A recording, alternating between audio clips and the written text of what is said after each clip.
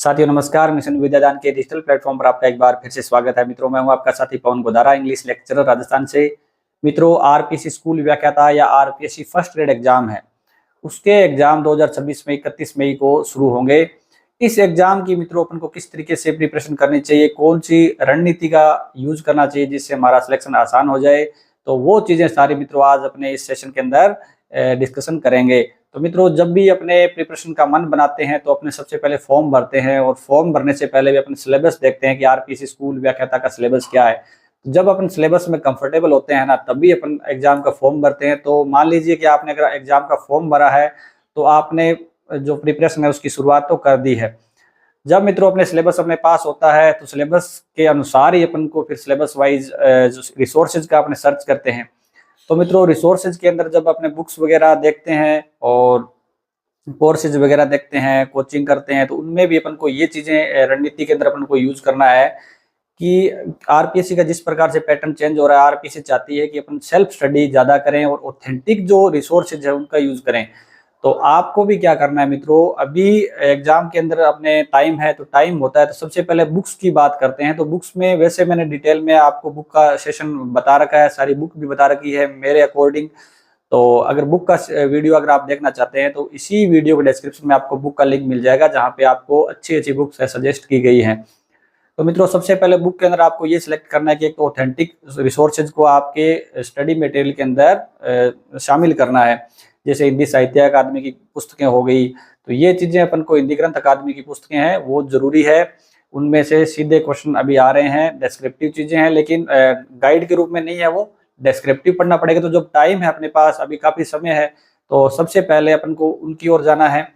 इसके साथ ही जो आज पूरी बुक लिस्ट मैं नहीं बताने वाला हूँ, कि बुक लिस्ट अपने अलग से सेशन बता रखा है। तो इसमें आपको बुक में सिलेक्ट करते समय ये ध्यान रखना है कि सब्जेक्ट एक्सपर्ट है उसी की ओर जाना है। ऐसा नहीं कि आप एक कंप्लीट स्कूल व्याख्याता की कोई गाइड आती है वो ले आए और उसको बार बार पढ़ रहे हो, तो उसमें आपको आउटपुट इतना ज्यादा मिलने की संभावना नहीं है। आपको क्या करना है, जो स्कूल व्याख्याता के अपने जो फर्स्ट पेपर की बात करें, या जैसे आपका कोई सेकंड पेपर है जो सब्जेक्ट का होता है, तो सब्जेक्ट के अंदर भी अगर अलग अलग कुछ चीजें आ रही है, एक गाइड के अंदर कंप्लीट चीजें नहीं है, तो आप उस पे जाए, या आप एनसीईआरटी है, आरबीएससी है, उसको भी ऑथेंटिक रिसोर्सेज के रूप में अपने स्टडी मटेरियल के अंदर शामिल जरूर करें। तो बुक के अंदर भी आपको, जिस मैंने बोला आपको, जैसे गाइड कंप्लीट गाइड की ओर ना जाकर आपको अलग अलग सब्जेक्ट की ओर, जो सब्जेक्ट एक्सपर्ट की जो गाइड है या बुक है, वो आपको फॉलो करनी है। तो सबसे पहला, क्योंकि मित्रों सिलेक्शन के अंदर ये चीज है कि अगर आप जो चीज मैटर पढ़ रहे हो, वो मैटर अगर एग्जाम में आएगा तभी आप क्या करोगे, अच्छा रिजल्ट प्राप्त कर सकते हो। नहीं तो कई बार क्या अपन ऐसे कचरा पढ़ते रहते हैं जो चीजें वहां एग्जाम में आएगी भी नहीं। ठीक है, आते अगर एग्जाम के अंदर आएगी नहीं तो आपका सिलेक्शन नहीं होगा। तो सबसे पहले यही है कि अपन को सिलेक्टिव अप्रोच रखनी है। बहुत अच्छा मैटर जो सजेस्ट किया जा रहा है वो आपको पढ़ना है और बार बार पढ़ना है। तो बुक के अंदर ये हो गया। इसके बाद स्टडी मटेरियल के अंदर बाद में अपने कोर्स से जाता है कि अपन को कोर्स करना चाहिए या कोचिंग करनी चाहिए, नहीं करनी चाहिए। तो मित्रों, कोचिंग के अंदर ये है कि वही बात है, जैसे फर्स्ट पेपर के अंदर आपको कुछ सब्जेक्ट आ रहे हैं और फिर भी आप कंप्लीट कोर्स ले रहे हो, तो वो भी नहीं करना है। अपन को क्या करना है, चाहे फर्स्ट पेपर हो या सेकंड पेपर हो, दोनों पेपर में जो चीज आपको आ रही है ना, उनके लिए आपको घंटों कोचिंग में नहीं बैठे रहना है, घंटों स्क्रीन टाइम आपको नहीं बढ़ाना है। चाहे आप लैपटॉप है, मोबाइल है, उसमें आप कोर्स देख रहे हो, जो चीज आपको आ रही है उसका आपको कुछ नहीं देखना है। या काफी पुराने स्टूडेंट है, तो पुराने स्टूडेंट को स्टडी मटेरियल के अंदर अगर उनको लगता है कि उनके रिसोर्सेज से प्रश्न आए हैं, तो उनको रिसोर्सेज है वो बदलने नहीं चाहिए। पुरानी उनके पास पुस्तकें हैं, पुरानी उनके पास अपने नोट्स है, तो वो पढ़ने चाहिए। तो मित्रों, कोर्स और जो स्टडी मटेरियल है उसमें ये सिलेक्शन आपको रखना है कि जो चीज आपको आ रही है ना, उसके अंदर आपको टाइम वेस्ट अपना नहीं करना है, बार बार पुरानी चीजों को रिवीजन करना है। तो कोर्स भी आप क्या करें, पर्टिकुलर टीचर का कोर्स करें। जैसे फर्स्ट पेपर की बात करें, अगर आपको इंग्लिश नहीं आ रही है, अगर आपको मैथ नहीं आ रही है, रीजनिंग नहीं आ रही है, तो उनके पर्सनल जो कोर्स है ना वो आप ले लीजिए। ऐसे नहीं आप कंप्लीट कोर्स लोगे तो फिर सारी चीजें पढ़नी ही पड़ेगी, आपको सारी चीजें पढ़ने का मन भी करेगा। तो कहीं ना कहीं अपन को लिमिटेड अप्रोच रखनी पड़ेगी, क्योंकि सिलेबस वाइड है। अगर कम समय में अगर आपको करना है तो थोड़ा सा लिमिटेशन भी रखना पड़ेगा। तो मित्रों, बुक्स की बात होगी, कोर्सेज की बात होगी, लेकिन कोर्स में एक बात आपको ध्यान रखनी है। जैसे आप इंग्लिश या मैथ है, साइंस है, इनके कोर्सेज कर रहे हो, कोचिंग ले रहे हो, पर्सनल ले रहे हो या ऑनलाइन ले रहे हो, इसमें आपको ना एक चीज का ध्यान रखना है कि आपने अगर प्रैक्टिस नहीं की ना तो समस्या हो जाएगी। क्योंकि एग्जाम के अंदर 75 प्रश्न होते हैं और 75 प्रश्न के लिए आपको 90 मिनट मिलेंगे, यानी 1.5 घंटा मिलेगा। एक प्रश्न का आपको 1 मिनट और 20 सेकंड मिलेगा। तो अगर मैथ की ज्यादातर मैथ और रीजनिंग के अंदर समस्या आती है, मेरे सामने भी समस्या आई थी, तो मैं कहना चाहूंगा कि इसकी आपको बार बार प्रैक्टिस करनी है। एक आपको चीज ये ध्यान रखनी है कि आपको ना कोई सिलेबस के अंदर टॉपिक है वो स्किप नहीं करना है, क्योंकि फर्स्ट पेपर की स्पेशली देखो 40% का रूल है। तो 40% में अगर आपने कुछ चीजें छोड़ देते हैं तो ये होता है कि अपने स्किप करते हैं ना, पूरा सब्जेक्ट छोड़ देते हैं, तो बहुत ज्यादा मूर्खता है। एक तो पहली बात कि आपको सब सिलेबस के अंदर जो कोई भी सब्जेक्ट है वो छोड़ना नहीं है, कंप्लीट नहीं छोड़ना है। कई आपके ऐसे बिल्कुल ऊपर से जा रहा है, आपको लगता है कि बिल्कुल ही मेरे समझ में नहीं आ रहा है, ये प्रश्नावली मेरे बिल्कुल समझ में नहीं आ रही है, तो उन चीजों को आप 1-2 चीजों को ऐसे छोड़ सकते हो, लेकिन कंप्लीटली छोड़ना तो बहुत बड़ी मूर्खता है। कई बार मित्रों अपने चीजों को छोड़ देते हैं और एग्जाम में इजी क्वेश्चन आ जाते हैं, क्योंकि एग्जाम का जो क्वेश्चन लेवल होता है मित्रों उसमें इजी भी होते हैं, मॉडरेट क्वेश्चन भी आते हैं और टफ लेवल के क्वेश्चन भी आते हैं। तो कहीं ऐसा ना हो कि आपने जो टॉपिक को छोड़ा है, आपने जिस सब्जेक्ट को छोड़ दिया उसमें से बिल्कुल बेसिक लेवल के क्वेश्चन आ गए, तो अब अपन बहुत ज्यादा पीछे रह जाते हैं औरों से जिन्होंने थोड़ा बहुत इसको किया है। तो फर्स्ट पेपर के अंदर आपको बड़े ही मैनेजमेंट तरीके से क्या करना है, कंप्लीट सिलेबस को पूरा करने की कोशिश करना है मित्रों, क्योंकि सेकेंडरी सीनियर सेकेंडरी तक तो सभी सब्जेक्ट अपने पढ़े हैं, ठीक है। मैथ आपने 10वीं पास की है ना, तो आप क्यों डरते हो मैथ से? एक बार आप इसके अंदर उतर के देखो, आपको कंप्लीटली चीजें समझ में आने लग जाएगी। तो ठीक है, इनको आपको कोर्सेज वगैरह करके कैसे भी करके इसको सेट करना है।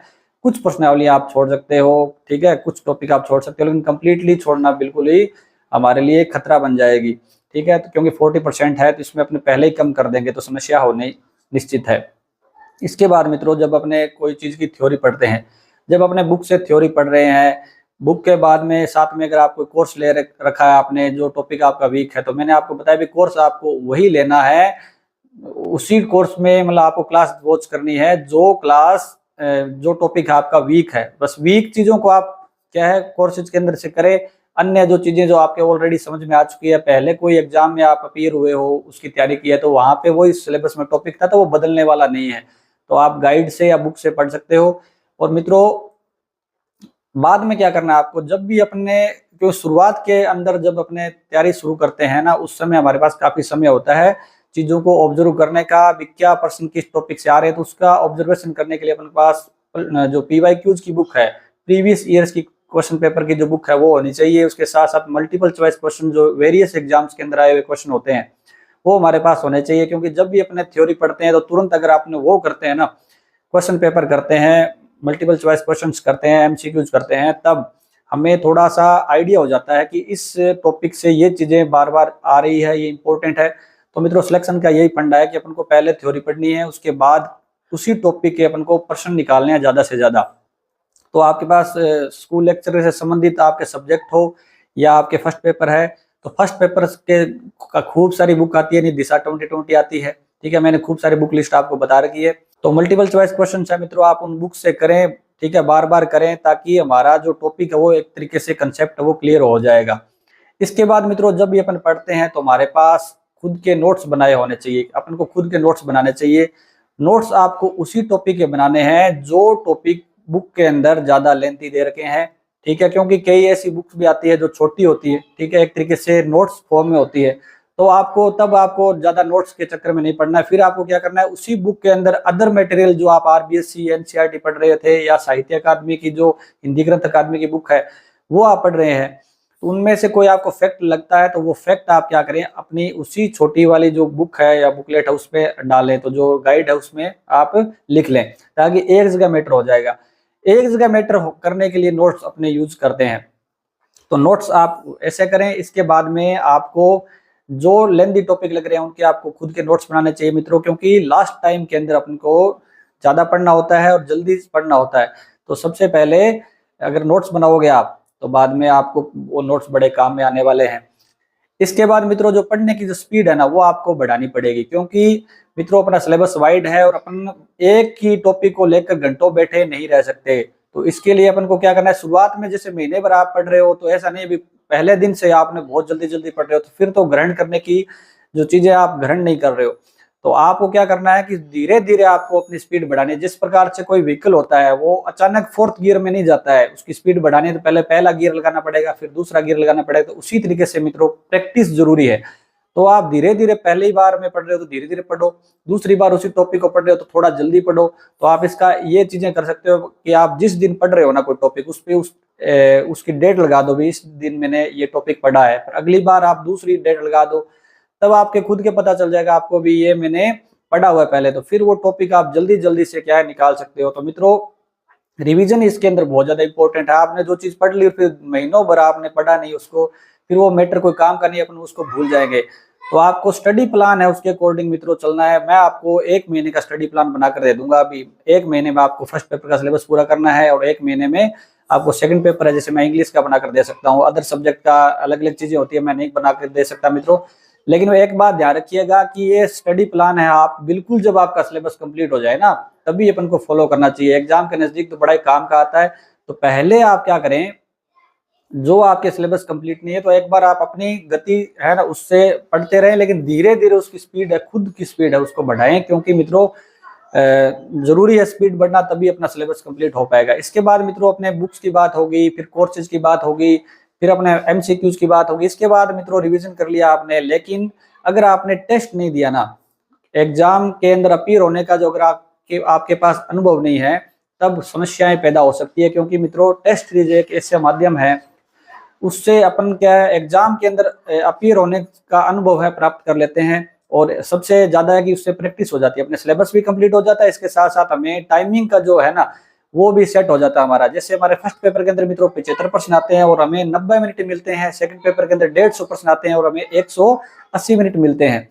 तो यानी एक प्रश्न के हमें 1 मिनट और 20 सेकंड मिलता है। तो इन आप देखिए भी, अगर अपने कोई एक प्रश्न लेके बैठे रहते हैं, 5-5 मिनट दे देते हैं एक प्रश्न पे, सोचते रहते हैं, तो हमारा पेपर है मित्रों वो रह सकता है, ओमर हमसे छीनी जा सकती है, क्योंकि टाइम आउट हो जाएगा। तो टेस्ट सीरीज में मित्रों आपको ऑफलाइन टेस्ट है उसको ज्यादा प्रायोरिटी देनी है, क्योंकि ऑफलाइन टेस्ट सीरीज अगर आपके पास है ना तो उससे एग्जाम हॉल का जो रियल एक्सपीरियंस है वो हो जाता है। क्योंकि मित्रों अपना एग्जाम है वो ऑफलाइन होने वाला है, तो ऑफलाइन के लिए अगर ऑफलाइन प्रैक्टिस की होगी तो अच्छा रहेगा, ताकि हमारा टाइमिंग का जो मैनेजमेंट है ना वो अच्छी तरीके से हो जाए। तो अगर ऑफलाइन अवेलेबल नहीं है तो अपन को ऑनलाइन लेनी पड़ती है, तो ऑनलाइन टेस्ट सीरीज लें, उसमें ऑलरेडी टाइमिंग का होता है, तो उस टाइम का हिसाब से आप क्या स्ट्रिक्टली उस चीज को फॉलो करें। और ठीक है, टेस्ट सीरीज जब आप ले रहे हो ना, टेस्ट सीरीज आपको कब लेनी है ये ध्यान रखिएगा कि जब आपका एक बार सिलेबस कंप्लीट कर लो, आप जल्दी जल्दी से सिलेबस कंप्लीट हो जाता है उसके बाद टेस्ट आपको लेने चाहिए, सीरीज है वो लेनी चाहिए और टेस्ट है वो टफ करने चाहिए, ताकि अपने रैंक है थोड़ी उसमें सुधार हो। लेकिन अगर अपने हमारा सिलेबस ही पूरा नहीं है, अपन पूरे मेजर पेपर बड़ा बड़ा पेपर दे रहे हैं, तो अपनी रैंक कहाँ से आएगी। तो ठीक है, रैंक अगर कम भी आ जाती है तो घबराना नहीं है, स्ट्रिक्टली शेड्यूल को फॉलो करना है। ठीक है, शेड्यूल को फॉलो करें, जो टॉपिक सिलेबस के अंदर है, जो टेस्ट सीरीज के अंदर है, उनको पूरा पढ़ के फिर टेस्ट दें, फिर आप देखेंगे कि आपकी रैंक में इंप्रूवमेंट होगा। और अगली बार दूसरी बार जब आप टेस्ट देते हैं तो पक्का आपको इतनी मेहनत करनी है कि रैंक जो आती है उससे रैंक है ऊपर आनी चाहिए अगले टेस्ट के अंदर। तो ये चीजें हैं मित्रों इसमें टेस्ट सीरीज के अंदर। अगर टेस्ट सीरीज अवेलेबल नहीं है, दोनों भी आप नहीं ले सकते, तो मॉडल पेपर कम से कम आप लेकर आएंगे। मॉडल पेपर में कंप्लीट जो सिलेबस के प्रश्न पत्र दिए होते हैं या पिछले प्रश्न पत्र है उनको आप अटेम्प्ट करें, ताकि आपकी जो टाइमिंग है ना वो सेट हो जाए। बहुत सारे साथी फर्स्ट पेपर के अंदर टाइमिंग है कि प्रॉब्लम को फेस करते हैं, तो इसलिए उनको बार बार मित्रों प्रैक्टिस करनी जरूरी है। और मैंने बताया कि आपको रिवीजन नोट्स आपके पास बनाए होने चाहिए, ताकि एग्जाम के नजदीक में बड़े काम आते हैं। और एक चीज ये ध्यान रखिएगा कि आप कोई भी कोर्स कर रहे हो, आपका कोर्स है एग्जाम से 2 महीने पहले खत्म हो जाना चाहिए। कहीं ऐसा नहीं है कि आप एग्जाम वाले महीने में भी क्या कर रहे हो, अभी घंटों कोचिंग में बैठे रहते हो। ठीक है, तो फिर आपको सेल्फ स्टडी का टाइम कब मिलेगा। तो ऐसा कोर्स जो आपको मार्च तक आपका सिलेबस करवा देना, मार्च 2026 तक सिलेबस करवा दे, बस उतना आपको पढ़ना है। उसके बाद आप सेल्फ स्टडी की ओर जाएं, क्योंकि सेल्फ स्टडी है मित्रों वो जरूरी है। और कितना पढ़ना चाहिए, तो पढ़ना मित्रों आपके हाथ में है, ज्यादा से ज्यादा, क्योंकि एक गैजेटेड पोस्ट की आप बड़ी पोस्ट की तैयारी कर रहे हो, अच्छी सैलरी होती है, तो उन चीजों को सोच के दिमाग में आपकी लाइफ सेट हो जाएगी कि आप फर्स्ट ग्रेड बन गए। तो आपको टाइम ज्यादा देना है, और टाइम में ये रहेगा कि 5-6 घंटे तो आपको डेली देने हैं, और उसमें भी इक्वल टाइम आपको, जो मैं 5-6 घंटे उन्हीं के बता रहा हूँ जो साथी कोई सर्विस के अंदर है, प्राइवेट या प्राइवेट सर्विस कर रहा है, गवर्नमेंट सर्विस कर रहा है, या कोई हाउसवाइफ है, तो जिनको टाइम नहीं मिलता है तो उनको भी 5-6 घंटे तो देने ही पड़ेंगे, सुबह शाम को निकालने पड़ेंगे, और वो भी इक्वल टाइम आपको फर्स्ट पेपर और सेकंड पेपर को देना है मित्रों। कहीं ऐसा नहीं है कि आप एक बार सेकंड पेपर ही कर रहे हो, ठीक है, और फर्स्ट पेपर को नेग्लेक्ट कर रखा है तो समस्या पैदा हो सकती है। तो दोनों पेपर्स को इक्वल टाइम आपको देना है। और रेगुलरिटी मित्रों बनाए रखनी जरूरी है, रेगुलरिटी बड़ी जरूरी है। आप नियमितता आपके अंदर होनी चाहिए। ऐसा नहीं है कि आप 2 दिन पढ़ नहीं रहे हो, बाद में लगातार 15 दिन पढ़ रहे हो, बीच में आप स्किप कर रहे हो, ऐसा नहीं है। यानी लगातार आपको पढ़ते रहना है। माइंड में हमेशा फर्स्ट ग्रेड का सिलेबस है वो आपके होना चाहिए। और अन्य जो बच्चे हैं उनको भी कहना चाहूंगा जो कोचिंग वगैरह करे, तो मैं कोचिंग के घंटे हैं वो स्टडी के जो घंटे हैं उनमें मैं ऐड नहीं कर रहा हूँ। आपको सेल्फ स्टडी के आपके पास 6-7 घंटे होने चाहिए कोचिंग के अलावा, या कोई आप कोर्स देख रहे हो वो मैं इन घंटों में यूज नहीं कर रहा हूँ, ऐड नहीं कर रहा हूँ।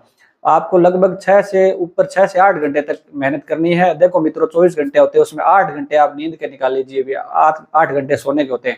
उसके बाद घंटे बचते हैं अपने पास 16 घंटे में आप 2 घंटे और निकाल दीजिए आप खाने पीने के, ठीक है, फिर बच जाएंगे 14 घंटे। तो 14 घंटे खूब होते हैं, उसमें भी आप अगर मौज मस्ती के 1-2 घंटे निकालोगे तो 12 घंटे बच जाएंगे। 12 घंटे आप अगर स्टडी करते हो ना, फर्स्ट पेपर सेकंड पेपर दोनों को मिला के कंबाइन करके चल रहे हो, तो आपको सिलेक्शन से कोई नहीं रोक सकता। मैं कह रहा हूँ आपको बढ़िया तरीके से मेहनत करो। जो जिनको कोई काम ही नहीं है, जिनके पढ़ने का काम के अलावा कोई काम नहीं है, तो उनको तो बहुत अच्छी तरीके से मेहनत करनी है। इसके साथ आपके पास कंफर्टेबल चीजें होनी चाहिए, फिर जहाँ पे आप तैयारी कर सको। अगर घर में शांति का माहौल है तो घर में ही पढ़ो, नहीं तो आप लाइब्रेरी के अंदर, अगर लग रहा है आपको भी लाइब्रेरी के अंदर हमारे अच्छी सीटिंग पावर बनती है और वहाँ ज्यादा पढ़ सकता हूँ या पढ़ सकती हूँ, तो वहाँ आप करें। इसके साथ साथ में आप अच्छे लोगों के संपर्क में रहें, ठीक है, जो लोग इस फर्स्ट ग्रेड को क्रैक कर गए हैं उनसे गाइडेंस लें। आपके ऑफलाइन अगर आपके आसपास कोई है वो आपको एक अच्छी एनर्जी देते हैं आपको, ठीक है। इसके साथ साथ ग्रुप डिस्कशन जरूरी है। आप ऐसे ग्रुप का हिस्सा बने जो अच्छे बच्चे हो, जो नेगेटिव नहीं हो,